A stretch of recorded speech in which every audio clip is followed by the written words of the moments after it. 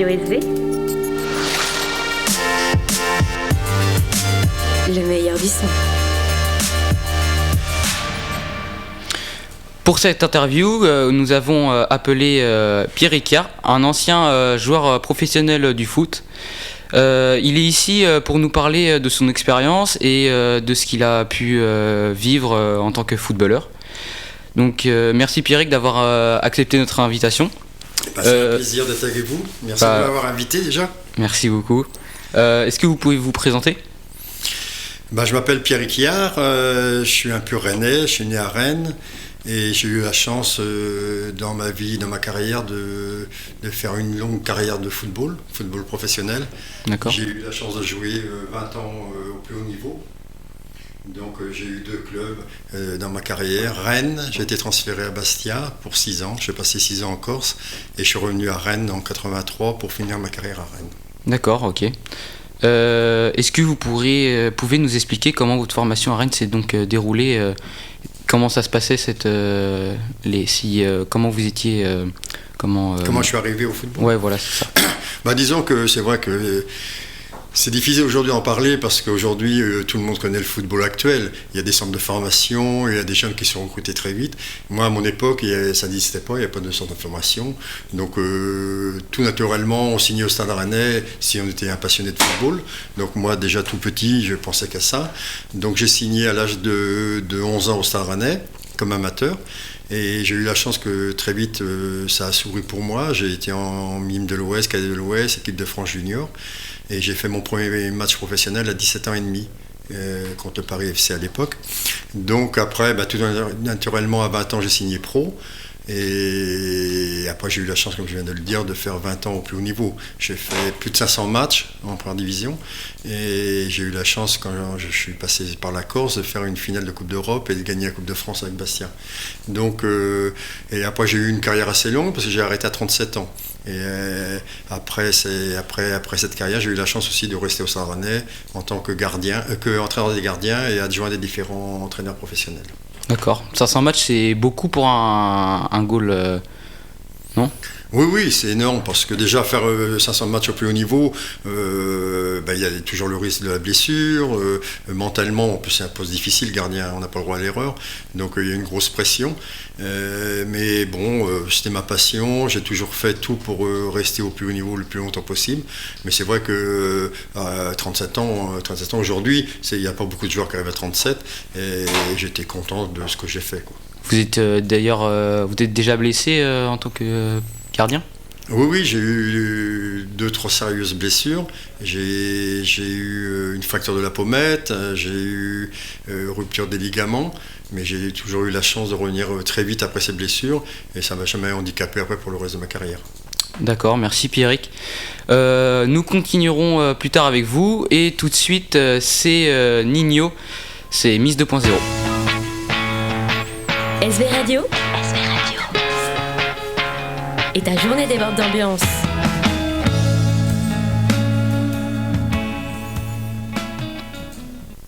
Alors, pouvez-vous nous parler de vos moments forts de votre carrière, victoire, etc. C'est vrai que comme je viens de le dire, j'ai eu la chance de faire une longue carrière, donc j'ai eu des grands moments. Donc j'ai gagné avec mes amis la Coupe de France avec Bastia. Et pour un professionnel de football, gagner la Coupe de France, c'est l'apothéose. Tout le monde rêve de ça. Donc on a gagné contre le Grand Saint-Étienne à l'époque, en 1981. Donc en plus on était les petits. Bastia c'était une petite équipe et Saint-Étienne c'était la grosse équipe de Platini, etc., quoi. Donc c'était un grand moment dans ma carrière. Et après j'ai eu aussi la chance de connaître l'équipe de France.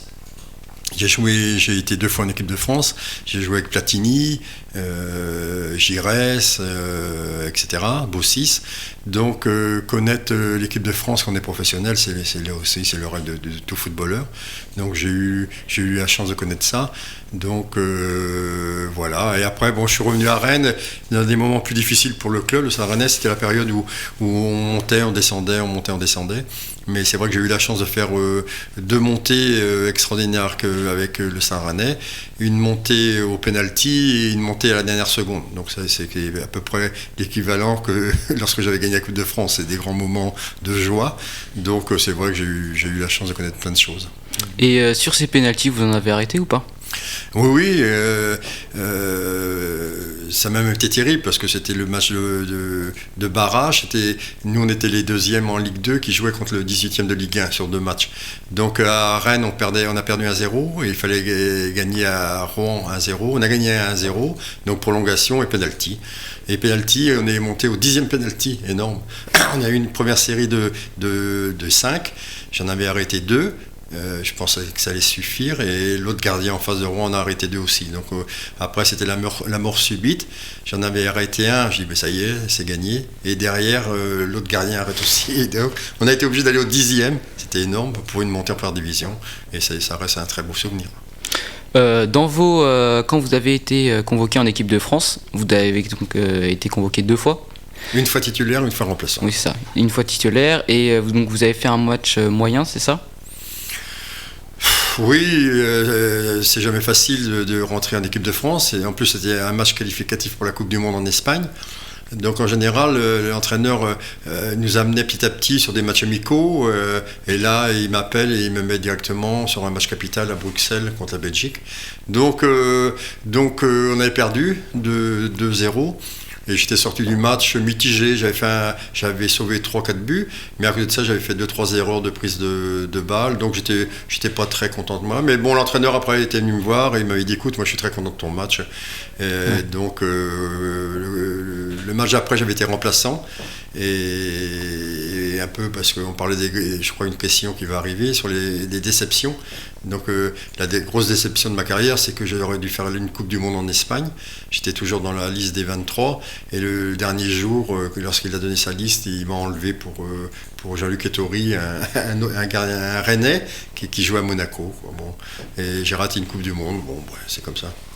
Et donc vous avez eu d'autres moments décevants? Oui, décevants sur une longue carrière comme moi, 20 ans, et sûrement qu'il y a des moments, comme je l'ai dit, j'ai connu 2 descentes avec Rennes, c'est jamais marrant et c'est décevant de descendre en 2e division. Mais bon, on a su rebondir pour remonter pratiquement aussitôt. Donc, ces descentes. Après, j'ai eu quand même, comme j'ai dit, 2-3 blessures sérieuses. Donc, voilà. Mais bon, c'est le football. Hein, et il y a des saisons où ça rigole, des saisons, c'est le jeu. Hein, et des saisons où ça rigole moins bien. Bon, mais bon, sur l'ensemble des 20 ans, je peux être que content de ma carrière. Donc vous avez côtoyé de nombreux joueurs professionnels. Est-ce que vous pouvez en citer quelques-uns où vous avez vraiment pris du plaisir à jouer Oh ouais, oui, sur 20 ans, j'ai connu des très grands joueurs. J'ai eu la chance de jouer à côté d'eux. Bon, comme je l'ai dit, j'ai eu la chance de jouer avec Platini, Giresse, Tigana.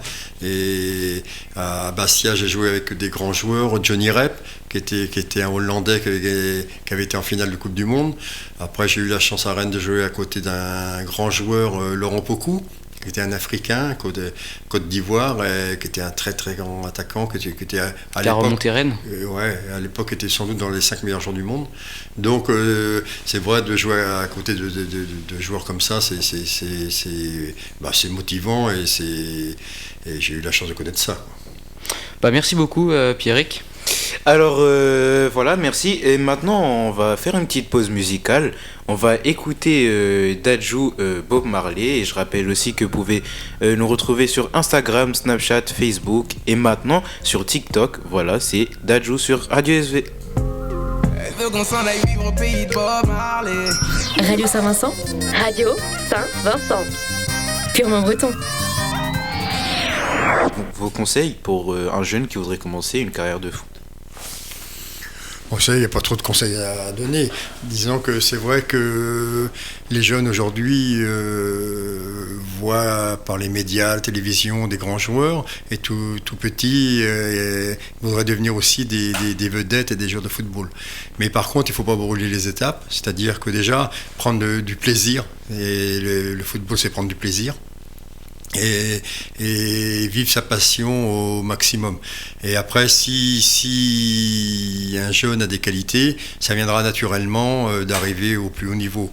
Mais il ne faut pas brûler les étapes, c'est surtout de se faire plaisir, prendre du plaisir, respecter le jeu, ses partenaires, les entraîneurs, et après, ça viendra naturellement. Mais aujourd'hui, pour avoir une carrière de foot, il faut plus que du talent, il faut aussi beaucoup de motivation et de l'envie. Oui, c'est même aujourd'hui c'est même très dur par rapport à ce que moi je vous ai parlé de ma carrière. Parce qu'aujourd'hui, vous savez, il y a des centres de formation. On va chercher des jeunes très jeunes, c'est-à-dire à 11, 12, 13 ans, ils quittent le milieu familial pour se retrouver dans un centre de formation où c'est une semaine très chargée. C'est-à-dire que vous avez cours le matin, vous avez entraînement, vous avez encore cours, vous mangez, vous avez cours, vous avez entraînement. Et donc à 13-14 ans, il faut assumer tout ça. Donc c'est vrai que c'est pas évident. Mais après, bon, si on a l'ambition de réussir, eh ben, il faut assumer ça. Quand vous étiez dans le centre de formation, vous recrutiez à peu près combien de jeunes? Chez nous, au Saint-Rennais, on doit avoir à peu près 30-35 jeunes en formation aujourd'hui. C'est-à-dire ça va de 13 à 16-17 ans. Donc, mais vous savez, si sur 35 joueurs en formation, si le club, le Saint-Rennais, sort 4-5 joueurs, ce sera déjà très très très bien. D'accord, donc il y aura que quelques jeunes qui arriveront à devenir. Oui, mais bon, c'est pas. C'est vrai que moi, c'est un peu mon langage, c'est-à-dire que ils perdent pas leur temps ces jeunes-là, parce que si mettons là un marché trop haut pour arriver en première division, après vous avez la Ligue 2, vous avez le National, et vous pouvez gagner aussi très bien votre vie en jouant à des niveaux en dessous. Et en plus, le football parfois ouvre des portes pour trouver du travail, c'est-à-dire qu'ils peuvent rentrer dans des mairies, dans des entreprises, etc. Donc le football, on peut après, même si on ne réussit pas au plus haut niveau, après le football peut, c'est une porte pour eux de trouver du travail et de bien gagner leur vie. Pierrick, une autre question. À la fin de votre carrière en tant que goal en 1991, que faites-vous? J'ai la chance qu'on me propose de rester au club, au Saint-Rennais, comme entraîneur. Donc j'ai été pendant plus de 10 ans adjoint des différents entraîneurs, Le Gouen, Paul Le Gouen, Vaïd Aidiozik, Courcuf. Donc j'étais entraîneur des gardiens et adjoint de l'entraîneur professionnel. Donc j'ai été une dizaine d'années.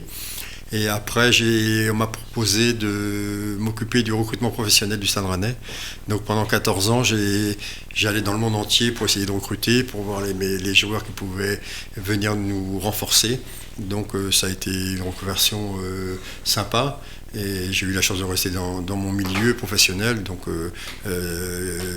à l'arrivée, j'ai connu que le football de toute ma carrière. Donc c'est sympa. Et pendant quand vous recrutiez des joueurs, est-ce que vous avez trouvé des pépites, des grands joueurs qui sont aujourd'hui sur nos terrains?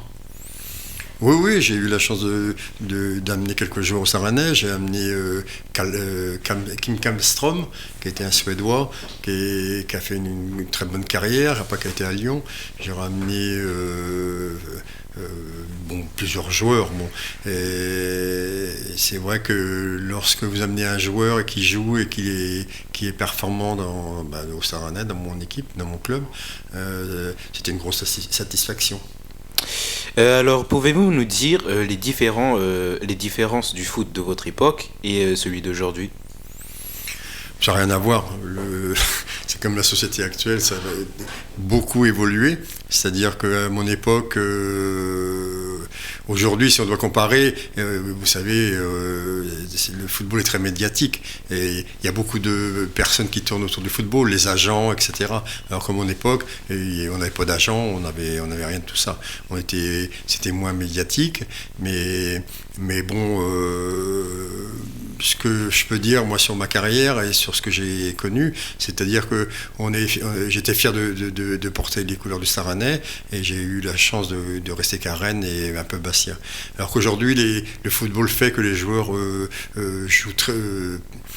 comment dirais-je, portent très peu les couleurs du club, c'est-à-dire qu'ils signent au Saint-Rennais, 1 an ou 2 ans après, déjà ils sont partis pour l'argent. Parce que voilà, il y a tellement d'enjeux financiers aujourd'hui que il faut transférer les joueurs pour prendre de l'argent, etc. quoi. Donc c'est une autre époque, mais bon, on me pose souvent la question, mais j'ai rien à envier au football actuel avec ce que j'ai eu la chance de connaître. Le football actuel, c'est plus du business. par rapport à avant. Si on peut le dire comme ça, oui, c'est vrai qu'il y a tellement d'enjeux aujourd'hui, des enjeux financiers énormes, donc les clubs vivent un peu là-dessus, sur des transferts, etc. Donc sur l'image des joueurs, si on prend Messi à Paris Saint-Germain, c'est l'image de Messi au club, donc ça fait vendre des maillots, ça fait vendre, etc. Oui, c'est ça. Et donc à mon époque, c'était pas ça, mais bon, c'est comme ça, c'est l'évolution de la vie actuelle et du football actuel. En parlant de business, est-ce que vous gagnez bien votre vie en tant que gardien? Disons que là aussi, on ne peut pas comparer mon époque et les joueurs d'aujourd'hui. À l'époque, on gagnait bien notre vie. Mais bon, aujourd'hui, quand on voit les sommes annoncées sur les journaux, à la télévision, dans les médias, sur les salaires, c'est même déraisonnable. Quand on voit le Neymar, ce que Neymar peut gagner chaque mois au Paris Saint-Germain, nous on était même pas loin. On pouvait pas. Mais bon, pour finir, c'est vrai qu'on gagnait bien notre vie, mais bon, ça s'arrêtait là, quoi. D'accord. Et pour vous, quelle a été votre meilleure saison de toute votre carrière? Comme j'ai dit, j'ai eu la chance de faire 20 ans au plus haut niveau, donc, mais j'ai eu des grosses saisons. C'est vrai qu'en 81, on gagne la Coupe de France avec Bastia, donc le Bastia c'est la Corse était derrière nous, tout le monde était derrière nous, tout le monde est venu à Paris, etc. Et quand on a ramené la Coupe de France à Bastia, ça a été une fête énorme. Donc cette saison-là, en plus j'ai la chance de jouer en équipe de France, donc oui, je crois que la meilleure, si j'ai une année ou une saison à donner, c'est 1981 où Coupe de France, équipe de France, et c'est l'année où je me marie en plus. Bon, donc je pense que c'est une bonne année. Eh bien, merci Pierrick pour cette interview. Donc merci de nous avoir d'avoir accepté notre invitation. Le plaisir a été pour moi de vous avoir rencontré et bonne continuation. Ça fait plaisir à toute l'équipe. Merci beaucoup, et tout de suite c'est 20K Magic de Bruno Mars.